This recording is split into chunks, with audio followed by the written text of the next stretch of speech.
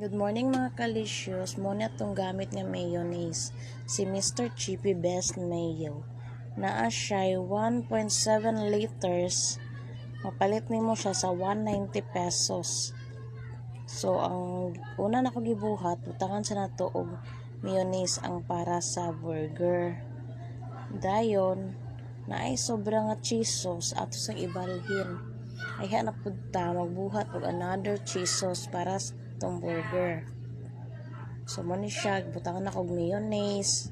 Mr. Chippy, baka naman. Then, gibutangan din nato siya og cheese powder. So, ato na siya i-mix og ayo.